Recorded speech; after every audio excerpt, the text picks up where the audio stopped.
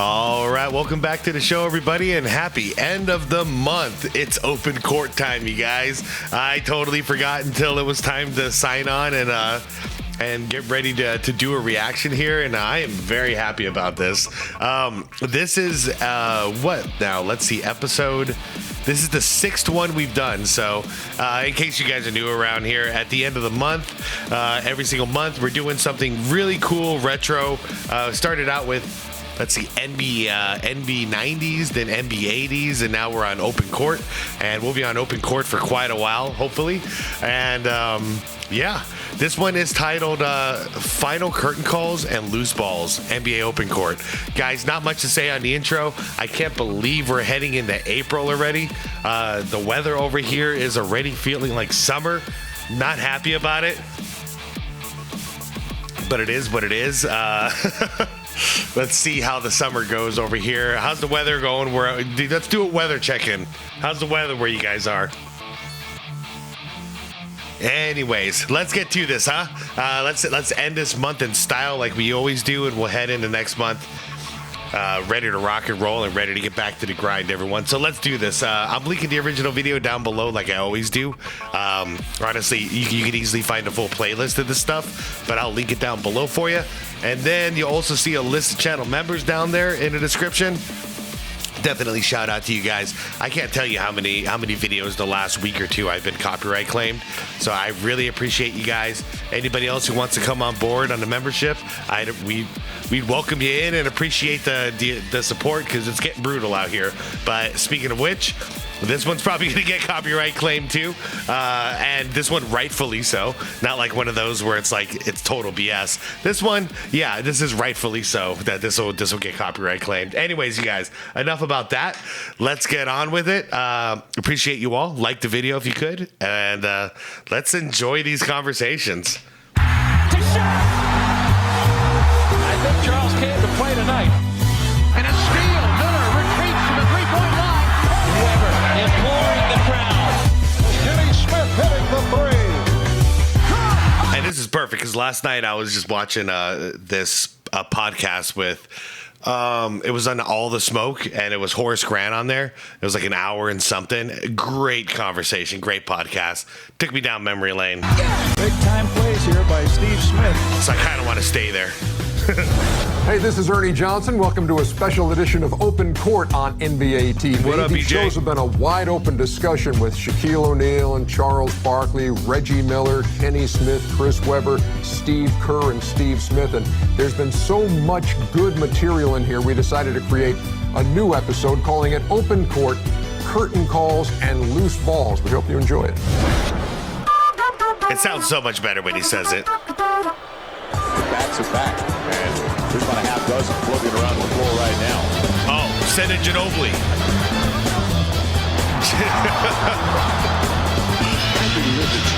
Guys, okay, didn't Ginobili do it again when he was like in the crowd as well? Or like in street clothes or something? I feel like the Ginobili bat thing is like 2-0. Ginobili 2, the bat 0.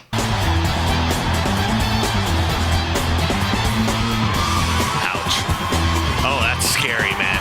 Oh, that's scary for so many reasons. Man, remember when hoopers used to jump out of bounds, like not out of bounds, into the stands? Oh, get him, Steve. Oh, up and under.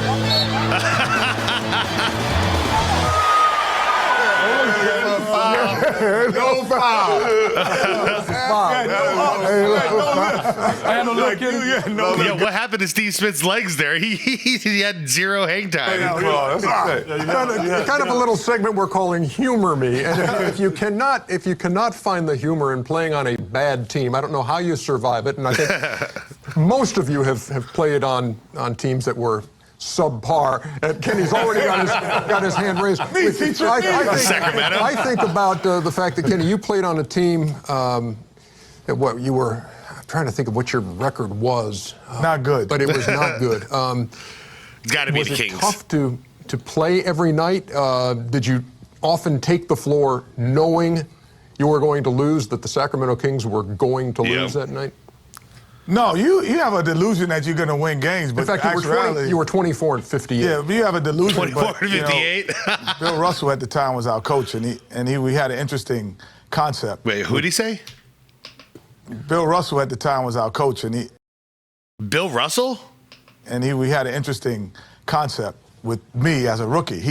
He said to me on the bus, he said, "You're going to have to sit next to me on the bus the whole time."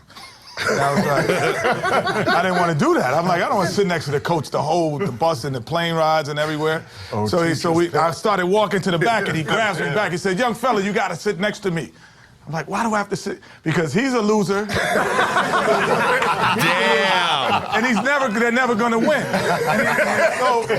So LaSalle Thompson wasn't one of the guys he pointed. He's like, you can't call these guys losers. You know, what are you doing? He's like, I'm trying to trade him. Oh, my God. Nobody wants him. And if you don't believe me, you can come in the office and sit with me. So Bill Russell was a very keep-it-real coach. Were those losses tough? I got to go back and revisit that. I just remember Kenny Smith back then as a Sacramento King, and I remember the dunk contest, and I remember the team was terrible. I do not at all remember Bill Russell being their coach. That is awesome.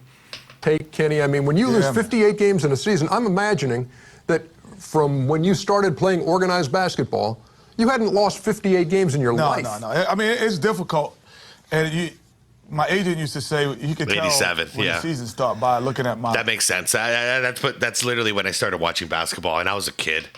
What I was spending, my spending habits, because in the season I would spend more money trying to please myself and make myself up. So I would spend I would buy things for myself to make Kenny, myself good. What kind of items cars, would you buy? I would buy all these kind of things just to make myself feel better. You spend more money because you know you're losing.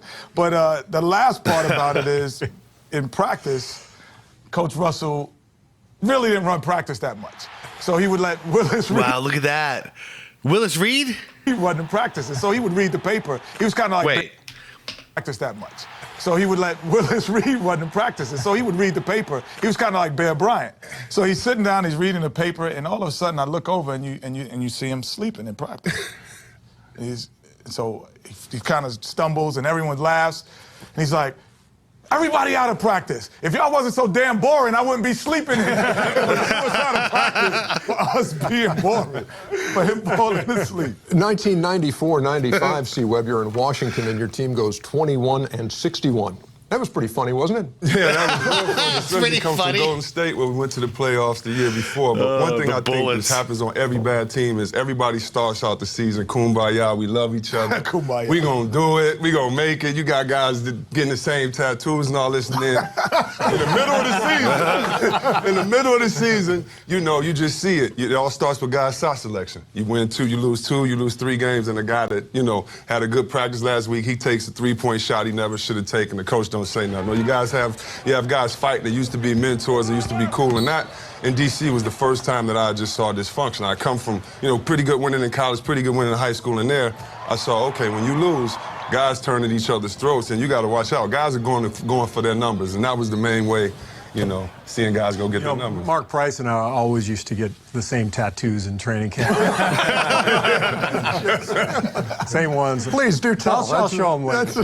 No, but actually, big fist like this. Yeah, that's right. No, but I was thinking, you know, I was like the luckiest guy ever. I mean, I played on 2 teams in 15 years that didn't make the playoffs. One was your rookie year, and we barely missed. Right. We went 41-41 with Orlando. Right. Way to barely blame missed Shaq for that one. That's yeah. But the other one was in Cleveland just because of injuries. But other than that, I was on great teams. But I was thinking about Steve Smith and I actually were in the same game, biggest blowout in NBA history. Thanks, Steve. Remember that? Yeah, I just thought I'd remind you. I still remember the score, 148-80. Wow. 80. And was that your rookie year? No, it wasn't my rookie year. That wasn't the game you scored 23. Who was you checking? No, it wasn't. Who was the game you scored 24? Is that the game you scored 24? Who was Steve checking? I do remember that. Sound like you should remember that. Left of the lane, goes into the lane with a running right hand hook off the back of the rim. No good. Nance knocks the ball outside to Price. Mark Price, right in the break. Down to the circle, back to Nance. He drives, scores from the right hand. Right wing to Kerr. Kerr out front, back to Ferry, right side, steps back for a 3. Danny Ferry. Danny Ferry with 11. This is going to do it. Haskins dribbles ahead, and the game is mercifully over. The Cavaliers destroy the Miami Heat 148-80. This is the largest margin of victory in the history of the National Basketball Association. I mean, it was. No, that is a historic ass kicking. Like back then, to put up 140 some odd points, that's unheard of. You didn't even see that in All-Star games back then. Real. It was Kevin Lockyer was our coach, you know, and Kevin Lockyer is unreal with stories. I mean, every time the timeout, he came out and says, "You know what? We're not going to win this game." Oh, really? Great. But see what you're made of. You're like, we're not that good right now. I mean, we were getting blown out. I think at one time we were down 70 points at one time. But then you cut it to 68. Yeah, we cut it to 68, yeah. We were down 70. How about playing teams, Charles, that you That's knew crazy. were bad? And that this should be a stat night for you. This should be no problem. I think it's a stat night for the bad players, to be honest with you. Like when you're a star, most of the plays are designed to go to you. You're going to always get your numbers. I always look when we play the bad team, the guys who are going out working hard in practice every day who don't get in the game, I always try to make a concentrated effort to get them going. Because they're not going to have 20 points that often. I mean, stars going to average 20, so it's no big deal. But there are guys like the 11, 12 guys, 8, 9, 10, who they might not get 20 maybe once a year if they're lucky. I always looked at it as an opportunity to like, okay, let me try to get those guys going. Oh, you were that's the way for. But now you were Robin Hood. But that's the way though. But that's the way though as a leader, especially for team chemistry. And you know, when you play against a bad team, the guys that practice all week and you know that go hard, they're doing the extra things, they never get any shine.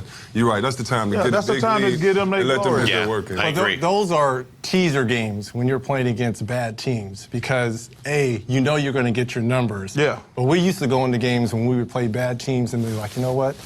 Let's let them hang around until the fourth quarter so they think they're going to have a shot to win the ball game. And then, you know, as great teams do, you could turn it on and turn it off any time. Cruel. Bad, you're right. And that's what the NBA is. It's a cruel game. And that's what we used to do with bad teams. Let them hang around to the 5-minute mark. It'd be a 2 or 3 point game. And then you end up winning by 15 points. Damn. Played on. Dude, that's brutal. I never heard of that before. Like, that's like a cat just playing with its prey. That is brutal. I much prefer that we're going to blow you out in 3 quarters and then rest in the fourth quarter method, but okay. What you'd characterize as a bad team? Not really. I just used to hate playing against the bad teams that had like the 13, 14 game losing streak. Because you didn't want to be the team that they broke the streak. So you really paid attention. You really paid attention to that. People would say, "Hey, they don't want to be the team," but you're really thinking that. And then, believe it or not, a lot of those games were hard because you know everybody's a professional, but you know these guys would like really play hard. Yeah. So you always have to get into playoff mode. You know, you would really have to play to compete because you didn't want to be the team that lost. I mean, that got beat by a team that just lost 15 in a row. That's true. At that point, they're playing like it's a game 7, just trying to get out of that losing streak. While it's just a regular season game for the opposition. That's funny. He used to always joke about playing bad teams, and he'd come in the locker room. He's like, "Oh, tonight's my night off. My night off." He said, "But not you, Kenny. Not you, Cassell, because there's never bad guards on bad teams." So when we played Dallas Here you Mavericks go. at Like, the time, hold on. It's all the bad guard. But it's bad everything else. Hold on. I'm going to tell you what he said. I'm just telling you what This the is how he greatest goes. center I know said. He's quoting Akeem. It ain't no bad guard. At half, and y'all down by 11. That ain't no They're bad. killing the messenger here. No, guards, I'm telling you. Guards got to play hard every night. Big fellas could take night off. That's what you said. I'm just telling you what he said. Akeem would say, I only had to play. He said, I only had to play 5 times a But game. a big guy's always going to be big. Yes. A big guy's always going to be big. You heard the thing, you can't teach height. There's only 5 guys that Shaq had to play against every night. You mean great centers. I agree with that. But there's great guards on bad teams. And when the guard has you, Shaq had to leave his big man to come help. There's never great centers. There's never great centers on bad teams. You were the president of the Little Man Foundation. Can you think of a great center who's on a bad team? Never. Great guards on bad teams. Thank you very much. So are you saying Akeem had the night off like he wouldn't, his numbers would be down? He's like, it'll be 25 easy. It'd be easy 25 tonight, and I could just sit down and go. He said I'd have to play against Shaquille, Patrick Ewing, David Robinson, and then he'd go, I got to think about it after that. You know what? You know what I wonder when I hear you tell Rick that Smith. story? Here's what I'm saying, I didn't think he put him in that list. Here's what I would say 90% of your stories, Kenny, include a mention of Akeem. Man, guys, this is so good. I bring this series back, guys. I'm wondering what percentage of Akeem stories have a mention of Kenny. But I'll tell you what, I don't think it's anywhere. You got to know where your bread is buttered. I'm happy. Thank you, Akeem, again. One mention. That's why I'm here at TNT. There is much Give me some more water, to Kenny. TV on open court. Watching Ronnie cycling catch the Shaq flu. Before every time. He's still on Ronnie. Killing Ronnie this whole show. That's my guy. That's his guy. That's my guy. That's my guy. Cycling. Seeing him in person and saying, I understand Ronnie. I actually liked Ronnie Cycling when I was young. I don't know why. Oh, I love being the enemy. Very nice. Shotgun cut. Reggie Miller from downtown. I may be wrong, but I doubt it. That's my favorite. On team 2, best dream team ever. Our esteemed panel of There you go. basketball stars and I was authors. on Dream Team 2, #1. No, he wasn't with us. Yeah, he was. Yeah, well, He don't even remember you, bro. I was on the Oh, he's talking about Toronto. No. On Toronto, the World Games. I won't even go. Oh, now we send the I Dream thought you Team were to the talking about World Atlanta. Game. Now we send the Dream Team to the World Game now. We could have sent Duke of North Carolina to the World University game. Storytellers. What's the best story you got from the original Dream Team, Charles? Steve Smith and Reggie were also on that team, right? Dream Team 2, 96 in Atlanta? Well, me, Magic, Michael and Scotty, we played cards every night, all night. It was so awesome being on that team, you know, because everybody got along well. It was really just fun. I mean, clearly, we had no idea what it was going to be when we went there. But to have the type of security we had. But the thing I remember the most, I can't believe how well everybody got along. Because I played on the second Dream Team, and it wasn't like that. Guys were complaining about playing time. Guys wanted to start. But that first Dream Team, how well everybody got along is one of the greatest experiences of my life. I got a story about the Dream Team. You know, that's They were really united. Yeah, that first Dream Team, the vision was secure. Go in, prove the world wrong. You know, teach the world what basketball really is. Our college kids, we were in college. We were supposed to go to the Olympics, and this is the first year they changed it. So we go to San Diego or something. It's me, Grant Hill, Bobby Jamal Hurley. Mashburn, Bobby Hurley, a bunch of guys, and we're nervous. So we get there, and we're scrimmaging against these There's guys. La Jolla, yeah, in those. Yeah. I bet you all know this story. Yep. We get there, we watch them. We actually get them seeing play cards the night before. So we just watching them. We're like, oh, this is the NBA. So the next day, we take the practice like it's a game. We come in, Chuck Daly's like, I want you to bust them up. They over there cocky, they playing around. So we come in, we destroy them. I'm talking about we killed them, we dunking. Yeah. But the next day though, the next day we come into practice and they were like, y'all ain't winning today. And we didn't score, not on the free throw, not on a jump shot, not on anything. I think it was 2 8-minute scrimmages. We didn't even get a point in. Wow. They were all pissed that we had busted them up the year before. That's the part of the story we never heard. I'm glad I watched this. We always hear about that notorious practice where the college guys, whatever, the young bucks came in and busted the veterans' asses, and then they shut off the scoreboard to let the reporters and the media in, as that way the media didn't know what just went down. We never hear about the next day ass kicking. I don't know why I keep wanting to say ass kissing today. Shoot. Yeah, it must be the end of the month. But yeah, no, I never heard that the next day they came in and played again, and then the Dream Team busted their ass. I don't know why that's always left out. First day, we're like, oh man, because they were young college kids. We're like, hey man, let's just go out and scrimmage with them a little bit because they're going to be on the next Dream Team down the line. Let's just break it in a little bit. And they started running and dunking and Bobby Hurley's throwing alley-oop up to Grant and C-Webb, and they just kicked our butt. So the next day, we're like... Did Chuck Daly say anything after that? No. He says, no. He says, now, this is... If you guys lose in the Olympics, this is going to be the worst loss in the history of sport. Facts. Facts. Because, like, this was like training camp. We had just started. We hadn't been together. Guys had been chilling. Then we're like, okay, guys, let's take this a little bit serious. And the next day, we just like, okay, this is what it's going to be like. Yeah, so that was their wake-up call. Props to Chuck Daly for that. Because, yeah, you get a group of guys like that together, and they think they're invincible, as they should be invincible. But anybody can freaking lose, man. Any given day. Tell me a story.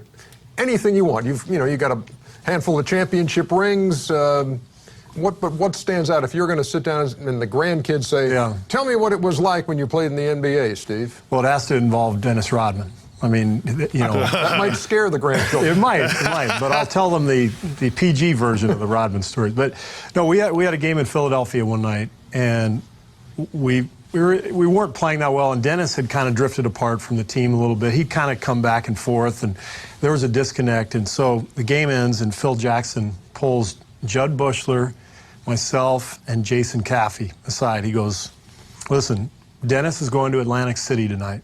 He's rented a bus. He's going down there. He's going to have a party. I want you guys to go with him. Wow, take one for the team. We're just the guys for the job. Right? It's so true. So we went down there. We were there all night. We literally pulled in back to the hotel in Philly at 7:30 in the morning. And we had a 9:30 practice, but it was only the bench guys. The starters had the day off. So we pull in. Dennis goes, I'm going to sleep, guys. Have fun at practice. Judd and Jason and I go to practice. I mean, we're a disaster. Wow. But Phil... Did you have to report to Phil what went on? We actually saw him when we pulled in. And the bus had a huge picture of Howard Stern on the side. And so we come in and Phil, we go into the... It was unbelievable. And we go in and Phil's eating breakfast and he goes, what time did you get back? And we're kind of like... And before we could lie and say 3, 4, he goes... I saw the Howard Stern bus out there, so we had just pulled in. But the point of the story, Kenny, right? I'm trying to get it. Which I'm getting. Phil, this was Phil's unorthodox ways. He knew the emotional connection Dennis had with the guys was critical to our success. And we had a couple nights off before our next game, so he said, you know what? You guys go bond with him, go have fun, go gamble, whatever, and it worked. I mean, it brought us back together. Took us a few days to recover. Yeah, where do the better stories come, Kenny, from teams like Sacramento or championship teams like the Rockets? I think the prize is great, and Shaq, but I think the struggle is probably better because you figure out how to get out of it. And I think the first time that, like as a Rocket team, our first playoff together, we realized that it was different. You know, Akeem had already been to the NBA championship, but none of us had or ever been in the playoffs. Vernon Maxwell, myself, Robert Ory, none of the guys, Otis Thorpe, never been in the playoffs. I didn't think about it that way. He's right. Playing the Lakers in the first round, and we're playing a great game. And we're up 1 point with 15 seconds to go. And then they throw the ball into Magic Johnson. And as Magic Johnson, I'm playing defense on Magic, and I'm bringing it up, and as he's bringing it across half court, 15,000, 20,000 people rise all at once. I get chills as I'm on the court, and I'm like, now this is playoff basketball. This is different.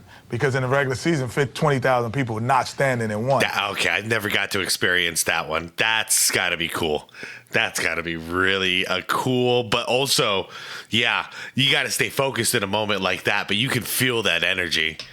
And they come down, they make the play. Byron Scott hits a shot at the buzzer to win the game. But that's when we said we have to have a different mentality for now on. It didn't help that year, but it helped in future years. When you guys think back to when this guy made his entry into the NBA, and you saw Shaquille O'Neal for the first time, what did you think? What did you guys think? I'll never forget it. I thought this guy is an absolute monster, and I thought he was the future of the NBA. Like, it was, oh man, I was a huge Shaq fan.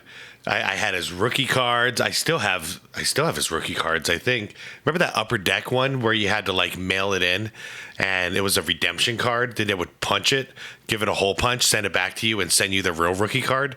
Yeah, I was part of that.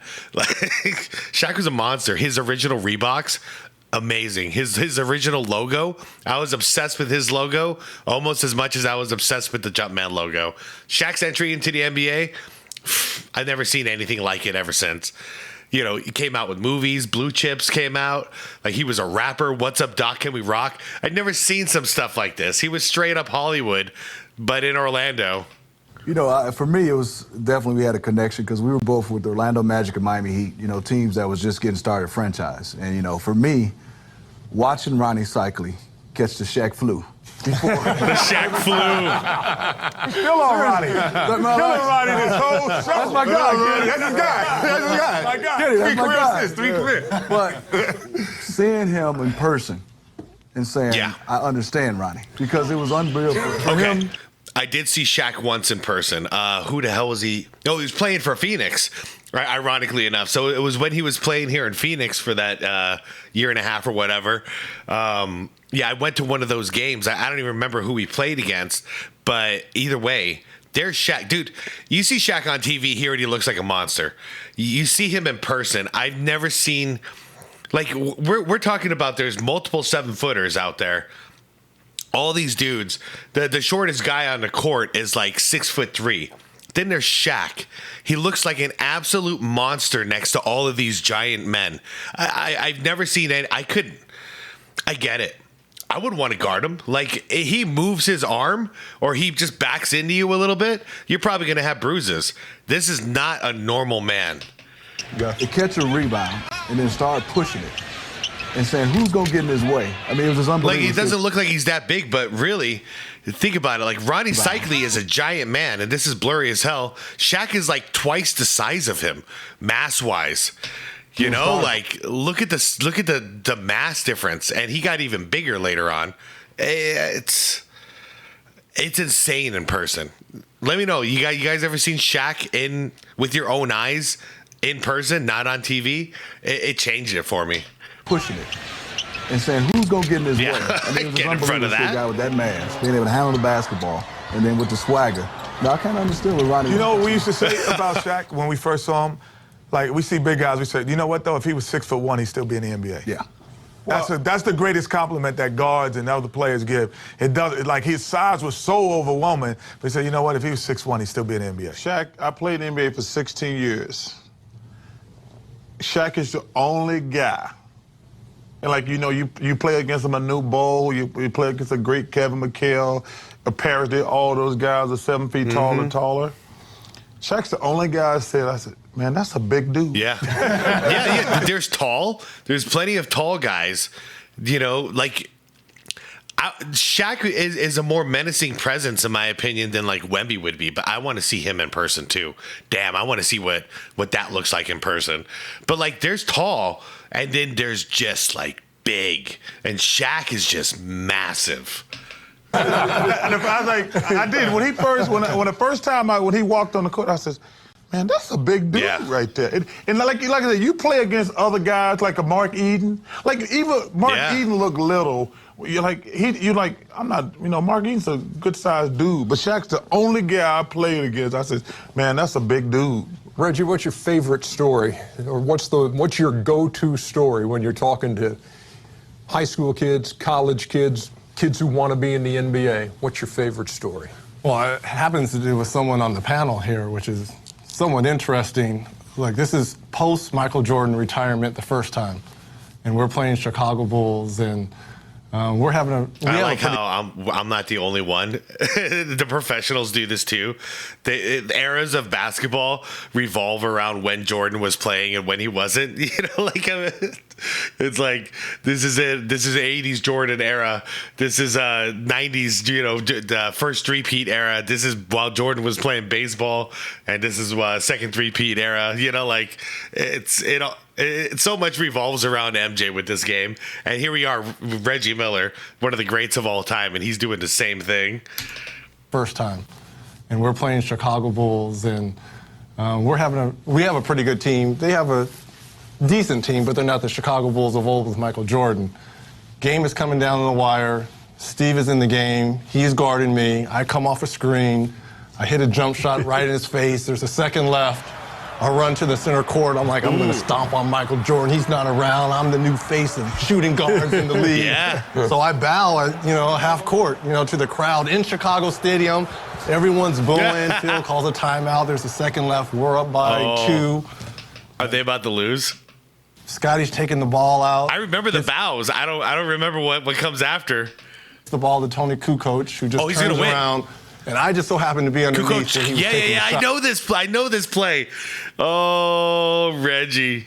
And I could just see the ball traveling in the air as it's going through, as the Bulls win with the clock running off. And who's the first person to run up to me and bow right at me is little Steve Kerr. Right up to me bowing. You talk about wanting to strangle someone. Yeah, Steve. It was Steve Kerr running up to me bowing. Wonderful Hey, story. man, you get what you get. That's how I feel about that one. You're on open court. You shouldn't have celebrated so early.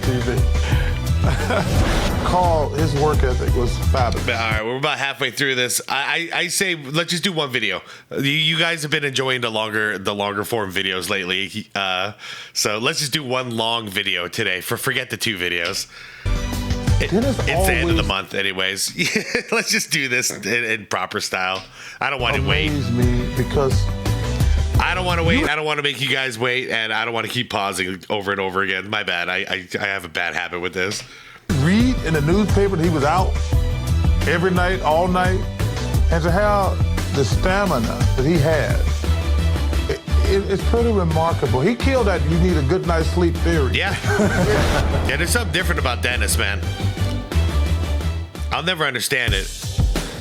Because all the legends go, like, after a full 48-minute game, he, even though he's about to go clubbing or go to a strip club or whatever, he is literally getting cardio for another hour after a game. I've never heard of any crap like this. Like, don't you rest after a game? Like, bad enough you're going out partying after the game, but before that, you're going to do an hour worth of cardio, like on a treadmill or an exercise bike. Like, man, he's just built different. I used to have a lot of energy, but not like that.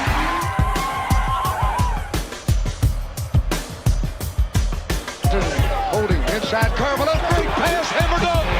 Show Rodzilla. Stockton over to Carl, angle left, jump shoot from 18. Got it,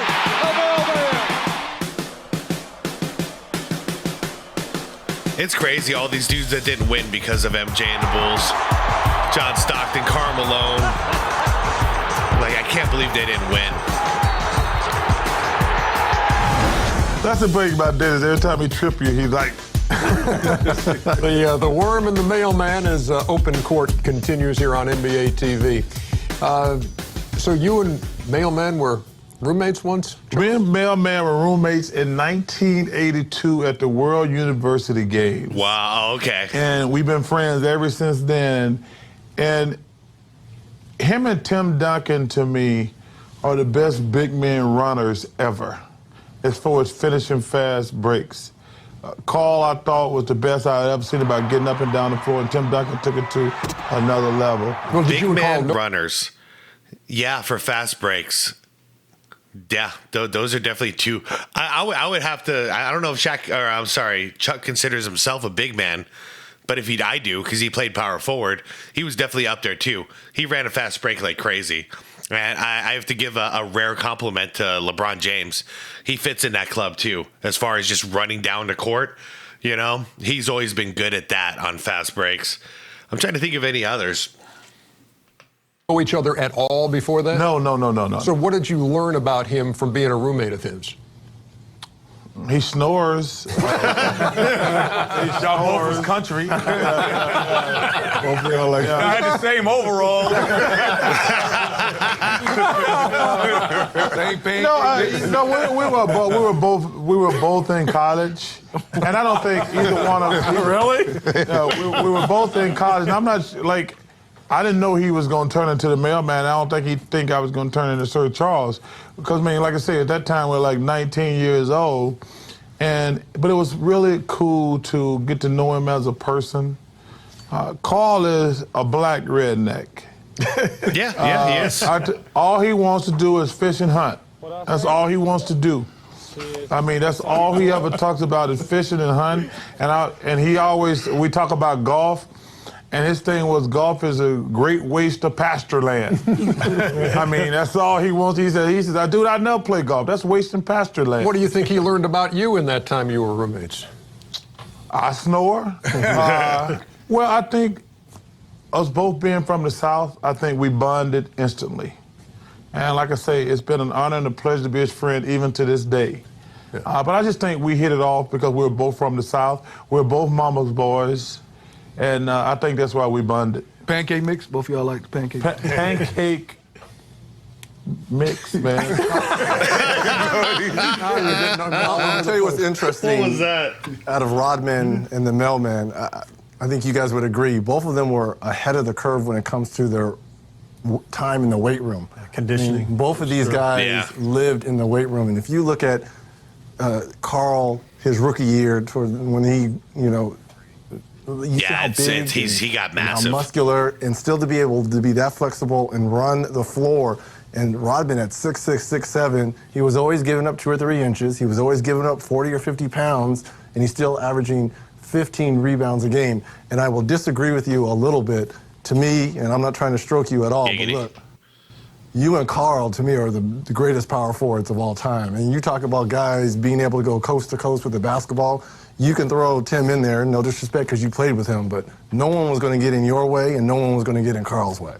Well, my theory was if somebody drew a charge, I was going to try to kill him. Yeah, it's going to hurt. And I always say, if you can take 6 of those, you're a better man than me. That's a damn good mentality, too. It's going to hurt every time you take one of these charges.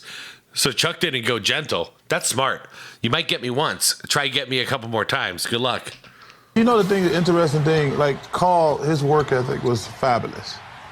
Dennis always amazed me because you would read in the newspaper that he was out every night, all night, and to have the stamina that he had, it's pretty remarkable. He killed that you need a good night's sleep theory. You have a little experience with that in there somewhere, don't you? But I did try to get a good night's sleep every now and then. And Dennis went through these different phases as a player. I remember back in the Detroit days, pre-tats and all that stuff. And you knew him a little bit then? I did. In college, I used to always go up to the Pistons and work out with them and watch him. This was before he turned into Dennis Rodman with the tats. Yeah, the demolition man in San Antonio. The thing that amazed me as a young player was watching a guy go through his practices, or sometimes after the game, and I go in the locker room with John, Sally, and Joe and Isaiah talk, and he'd be on a treadmill or he'd be on a Stairmaster, and they say he would do an hour after a game. So for me to see a guy that just played a game and his ability. So now I know he was doing that all the way in Detroit too. I didn't know that till now, but I always assumed. Master for another hour, and then also playing against him. I never had a guy that I didn't think I could go around at 6'8", standing straight up, and laterally he could still slide his feet and draw a charge. To me, that was unbelievable. He wasn't the most skilled guy, but when you talk about the greatest athletes to ever play in the NBA, I think Dennis Rodman is in that category. When you think about the stamina, what you talked about, Charles, just the way he lived his life and to be able to play with that kind of energy night after night, the way he could run, especially early when he was with the Pistons and he would chase people down and guard every position. That guy could have been a world-class triple jumper or a 400-meter sprinter. I mean, he was he could jump like a maniac. I mean, he had so much energy that like, it's almost like you'd assume he's on some type of drug, like he's on cocaine or something like that. But no, man, because he showed up every day. He kept doing it day after day after day. I don't understand him. I don't understand how his body works, how like his blood works. Like, I don't get it. You drink that much alcohol, you party that much, you wear out your body that much. You shouldn't have that much energy, but he did. And Shaq, this is a guy, too, who, I mean, you played with him a little bit in L.A., but playing against him, wasn't he? He's one of those irritating, get under your skin kind of guys, right? Jeez. Would it be fair to say, love having him on my team for what he does, but when you're playing against him, I'd rather not. He was a great defender. He always moved his feet. The great thing about Dennis Rodman is he always did it his way. When I played with him, he's supposed to be there an hour and a half before the game. He would come in with 45 on the clock, eating chicken and rice. And nobody would say anything because we knew that he was going to give us 20 to 25 rebounds at the game. And so, he did it his way. He rode the treadmill after the game. And, Steve was right. He was a phenomenal athlete. For phenomenal. sure. Ernie, I saw that irritating problem because Michael used to joke to me all the time. What I would do is I just punch him as hard as I could at the beginning of the game. And he would leave you alone. Yeah, you sure would. He would. You just had, because Michael used to, Charles, why you keep doing that? I said, dude, he stopped, because he stops irritating you and bugging you once you clock him. I would just punch him as hard as I could, like in the first 5 minutes of the game. He gave me my first job, Country Day. He used to go play video games. When I was in high school, he'd be up there playing video games with kids in the arcade. You remember this? And Dennis? So he gave me my first job. I go up, he's like, you want to come up and camp? I'm like, yeah, thank you, Mr. Rodman.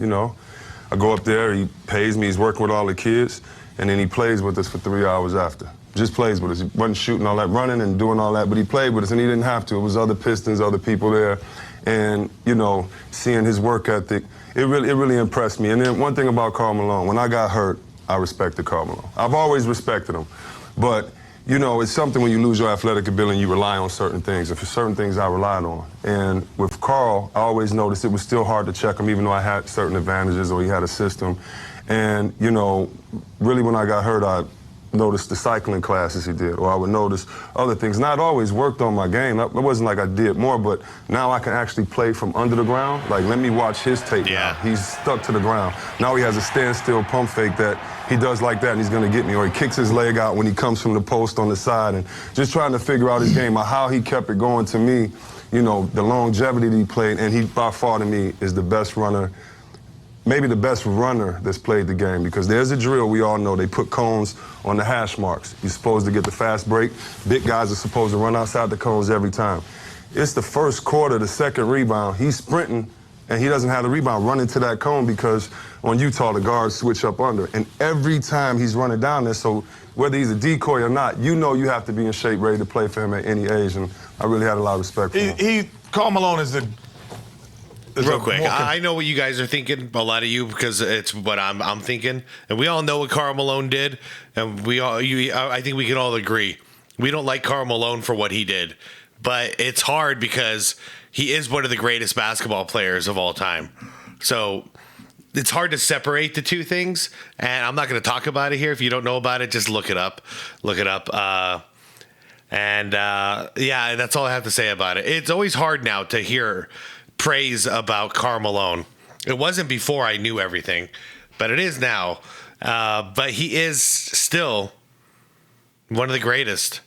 So, yeah, of course, these great basketball players are going to tell stories about Karl Malone. So I just wanted to chime in because I figured most of you guys are thinking what I'm thinking, and I've been thinking it for like 5 minutes now, just not saying it. Basketball player for sure than Dennis Rodman. He was able to do multiple things.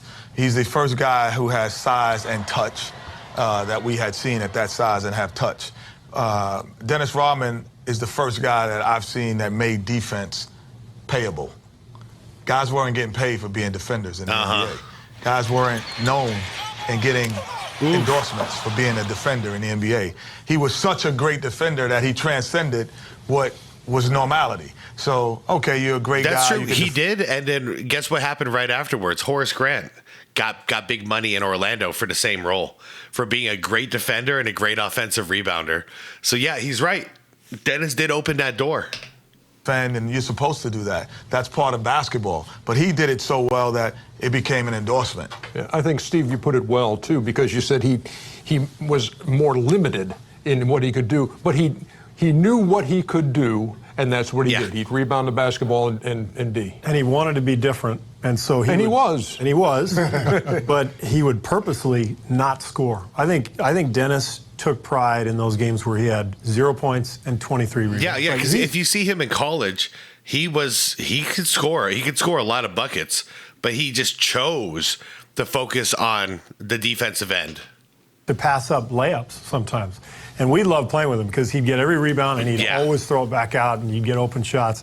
But I think he purposely did not score sometimes just to be different. He averaged 7 points in his career, Dennis Rodman, with multiple rebounding titles. A couple of guys, Karl Malone and Dennis Rodman, who got it done, but came at widely divergent ways to do that. We've got more coming up on Open Court here on NBA TV. When I hear this conversation, it's crazy because I know your mother's strict, I know parents and everything else. When I look at us, I'm just like, we made it, and like you said, it's because of hard work, and it took so much more, but I just thank God I had like a family support system, because a lot of guys that didn't make it, they were much better than me when I was in high school, and they just didn't keep following through, lost their way, and I would just have to say, who was better than you in high school?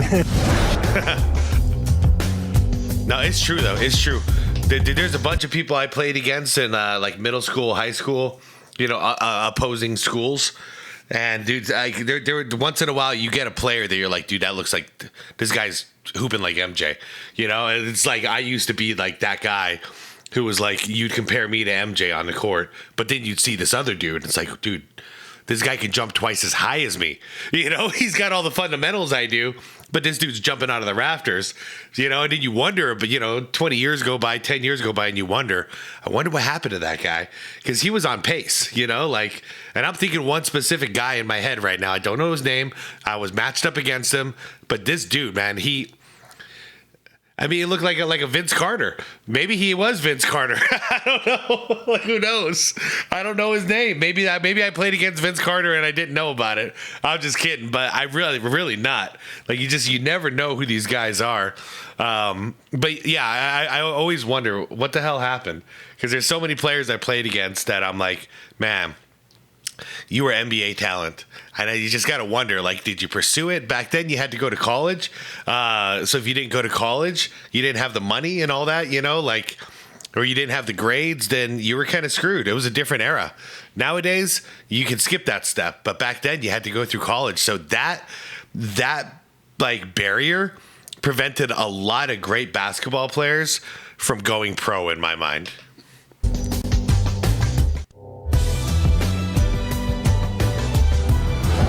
We know the stars who have made names for themselves in the NBA, but there have got to be players that you saw growing up, coming up, that you thought, this guy can't miss. He's got what it takes to make it in the NBA, but they never quite get there. Is there a guy who fits that description for you, Charles? Well, and I don't believe that. I don't believe guys, no disrespect to the, Rucker League and Playground League, I don't think those guys are good enough to play in the NBA. What's difficult for me, and probably these guys, there's probably 20 guys who could have been stars, but because of alcohol, drugs, attitude, didn't make it. And that's the thing that's always been frustrating for me. But this notion that guys off the street can play in the NBA, I've never believed that. But there's been, seriously, 20, 25 guys, and this happens all the time when you say, man, when that guy grows up, he gonna be great. But they never grow up. Yeah. There's a lot of guys, but like I say, drugs, alcohol, and things like that, that's always been a problem for a couple guys. But there's always a guy you're like, man, if that guy works hard and he grows up and he matures, those are the ones that's frustrating for you. Is there a best player you've ever seen who didn't make it to the NBA? A name that when you... I got one, and Reggie will know this name. You guys probably haven't heard of him. There's a guy who went to Carson High School in L.A. named Eldridge Hudson. Oh, yeah. Remember Eldridge? El Hut. El Hut. And he was, you remember that name? Yeah. He was McDonald's All-American. He was a lefty. He was about 6'8", and he could handle the ball. He went to UNLV, and he was... everybody said he's the best player in the country. He was like a point forward, and he blew out his knee at UNLV and never made it professionally. Well, it's interesting because Kenny will know this. And once again, that's also one of those things where it's easy to I don't want to set it up like that now. Like, I totally understand why anybody skips or whatever. They go to 1 year of college and then they go straight to the NBA if they're given the opportunity. Because if you don't, you might regret it the rest of your life. You might blow out your knee in that next season in college, and then you never get paid. Came on a recruiting trip while I was there at UCLA. While we were both looking at UCLA, and he's from New York City.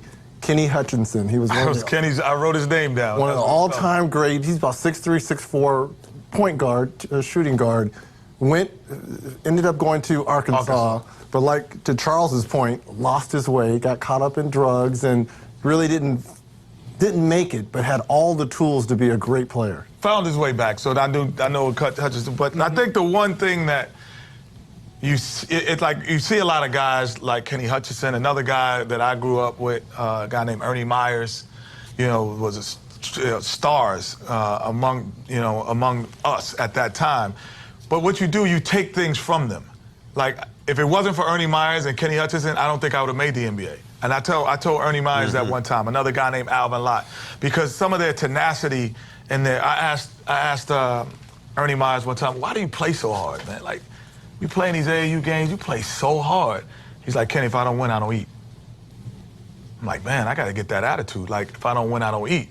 Because he came from a different background. He's like, if we don't win, we don't eat. So getting those things pushed me into the NBA. If I never met these guys who I thought were better than me or could have made it, I don't think I would have ever made it. Ernie, I think one thing that we as players never get credit for, because first off, you make it in a professional sport, it takes more than talent. I think we never get enough credit for how hard we work. People are like, oh, they're just talented. I'm like, dude, everybody's talented. And like you went through the gauntlet of high school, college, and then you get to the NBA. Man, you have to really work hard. And number one, everybody on here played for a long time. And you can't play in the NBA. Like, talent will get you to the NBA. It won't keep you there. But you can't play a long, extended period of time unless you're working your behind. Until the modern era, and then we got people like Ben Simmons who, this was before that era when they were talking about this. So it was different. Yeah, you couldn't stay in the NBA back then unless you kept working hard. Now, shit, man, it's changed so much. Certain guys have the aura that when you look at them, you say they're going to make it. Like I played with a guy in college, Chris Jackson. He was a phenomenal dude. And like when I was playing with him in college, I was saying to myself, when he gets to the league, he's going to dominate.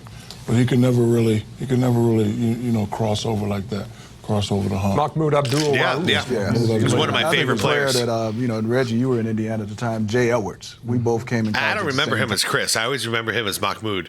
But I do have some basketball cards of him as Chris. I was a huge fan of him. I call him the original Steph Curry, like the prototype. Who's this? Destroyed the Indiana at the time. Jay Edwards. We both came in college at the same time. He destroyed the Big Ten. I thought for sure Jay Edwards. Looking at him as a shooting guard, he was averaging 20 as a freshman. I thought for sure it was going to translate. It didn't. So I would say Jay Edwards, and another guy from the Detroit area, Winifred Walton. Winifred Walton from my high school was a Chris Webber mixed with a Jalen Rose mixed with a Magic Johnson. It just didn't translate. But as far as skills, he was averaging 26, 12, and 11 in high school. Went to Syracuse. It didn't pan out. So Winifred Walton would be that guy for me from Detroit. For me, I had a real crazy AAU coach, and he would point out people that weren't going to make it, that were supposed to make it, instead of saying this guy's so great. And so when I hear this conversation, it's crazy because I know your mother's strict, I know parents and everything else. When I look at us, I'm just like, we made it, and like you said, it's because of hard work, and it took so much more, but I just thank God I had like a family support system, because a lot of guys that didn't make it, they were much better than me when I was in high school, and they just didn't keep following through, lost their way, and I would just have to say, who was better than you in high school? I saw him. Come on, man. I'm just saying, come on, D Rose, D Light, I'm just saying, all those guys, I'm just saying, but you see people that's at your level, Juan Bell, all these guys, and you're just seeing them fall off for reasons that has nothing to do with basketball. He's not the game today because he got bad grades. He's not the game because of this or that. And so, for me, it was more high school players that I saw that I thought were going to make the league, but you knew that you saw other things in their life that maybe they wouldn't be able to. That separates everybody sitting here is, when it comes down to it, discipline. I got to say, and I've told him this before, if life went different, and he got to go to university, I think my brother, he had like a 25% of going pro, 25% chance. He was good. He was damn good, guys. And I'd give myself like a 10% odds if life went differently. Because by the time I was 18, I was already supporting myself. I was out of the house and I was working full time. And it was not, I'm not going to university at this point. My brother, he ended up, I always make sure I don't like breach any privacy here. But let's just say life had different ideas for him. And he had different responsibilities that he had to accept immediately, and I'm glad he did. But if that didn't happen and life went differently, I think he had a shot. I really do. There's a discipline that you have to be an NBA player, or you don't make it. If you don't have those disciplines, you do not make it in the NBA. It's open court on NBA TV. You and Charles. I know who's better than you and Charles combined. Benoit Benjamin. No, it was a scene when they was getting ready to start making love on the floor. So the girlfriend pulls out some hot cheese and started melting it on his chest, and he was going, ah. What the hell is this story? And that cheese was burning his chest. What the hell? All right, we're in for something. Remember Benoit? Yeah. That's cold. That is cold. That's cold. I thought it was going to be the great Chris. I feel like I know the name Benoit Benjamin, but I what the hell? The great Kurt. But I don't believe, like, first of all, I don't think... You from Leeds, though. There's nobody that you played against. There was a whole bunch of cats. I tell you what's interesting about being on a bad team when you're a great player. Save it. Right. You know, every time I do that, you say that to me, it annoys me. You forget it, don't you? Save it. We don't want to know now. Save it for them. Hey, let me tell you something. That boy this day was bad. Oh, yeah, he was bad. He was a bad boy this day. J.R. Ryder was, too. Oh, Isaiah Ryder, hell yeah. No, when he was with Charles in Portland. J.R. could play. Yeah, but he was just crazy. But that Garrett Payton in his day, Are you serious? You really think there's a bunch of good centers? No, I mean, now's the best crop of point guards in the league. Don't act like But then. Jason Kidd was on the Dallas Mavericks. They was winning 20 games. Like, you gotta be tying your Jason shoes Kidd wasn't up. as great as he is No, now. but you gotta tie your shoes up when you come in there. You ain't gotta tie your shoes up for JaVale McGee, man. Oh. no, Ernie, you here for color. We could just have one white guy. Did you say Rodman gave you your first job? That's a violation from Michigan. Exactly. Another one. That's a violation from Michigan. Another one. He did. And you used to go work out with the Pistons? Yeah. Dr. J was in your room? This is awesome. For more open court, check us out on NBA.com. I thought they were about the outro. NBA TV. This is one of those questions that everybody wants to go first because Go in alphabetical order. if you go last, Go in alphabetical if you go order. last, you say, "Oh, he took mine." So what is Let's the? go by fewest All-Star appearances. Okay, so what is the one movie, Steve Kerr, that if you're flipping around and you see this movie, you stop what you're doing and you watch it? Doesn't matter where it is in the movie. Shawshank Redemption. Oh, That's an easy one for me. Great movie. Great movie. What is it about Shawshank, Steve, that strikes a I think for me, it's gonna be Empire Strikes Back or like Indiana Jones and the Last Crusade are two that pop in my head immediately. Red and Andy, the friendship between those two guys, and then the scene at the end where they finally end up in Mexico. Oh, I you didn't haven't see seen it? Oh, my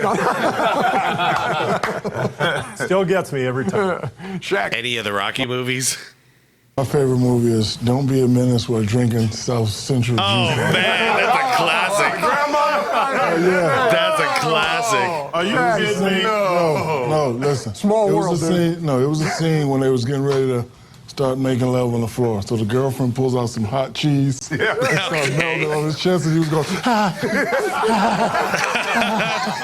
And that cheese was burning his chest. That was a lot making sense. Hey, that's your favorite movie, wasn't it? Black Mountain? Remember that, Chris? Was not Remember that, Chris, and that cheese? wasn't as good as the book. That's just okay. All right, man. I'm somewhere in the middle. I'll go in the middle. Give me something. It's two, actually. Do the Right Thing on Training Day. You said give him one. We said give him one. Give him one. Now you probably I would go. No, I broke the rule too. I gave like 5.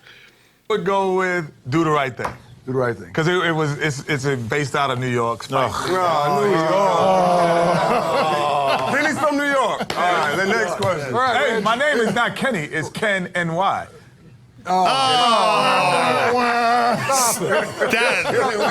We have somebody here who's in the That was film terrible. business, so I greatly value the answer I'm getting here from Reggie Miller. Well, I'm sure this is going to be someone on my left side's movie, Remember the Titans. Yeah. Denzel Washington. I just think, the social I'm concept. dodging bullets over here.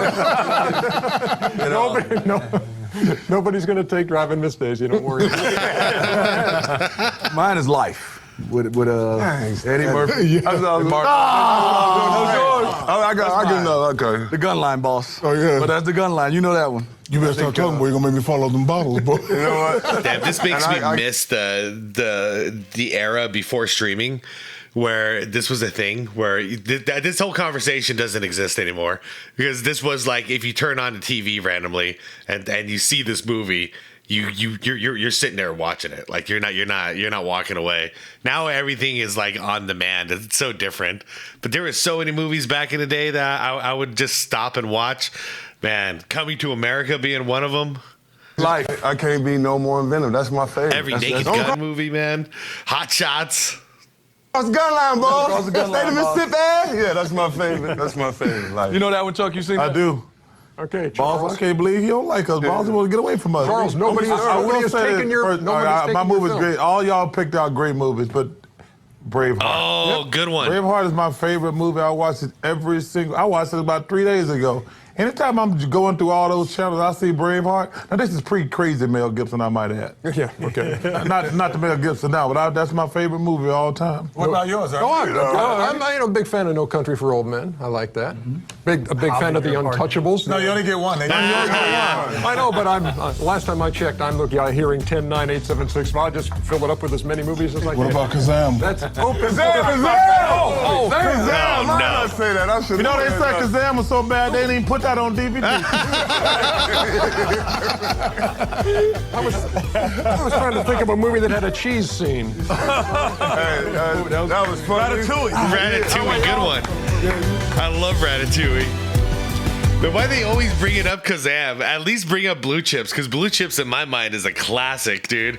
That is a great movie. If you guys haven't seen it, amazing basketball movie. I mean, like, everyone's in there, man.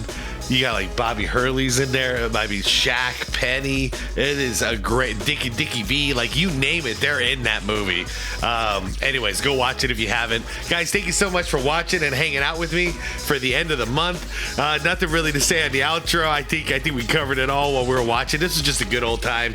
Good time to just kick back and relax and enjoy some hoops and some good old conversations with some legends of the game. Tomorrow, be back to normal business around here, but for tonight, leave your comments. We'll have a good conversation like we always do. And once again, thank you to the members, the channel members, for supporting videos like this. I really do appreciate you all. All right, guys, it's the end of the month. Let's go into the next month strong. All right, here we go. Be water, my friends.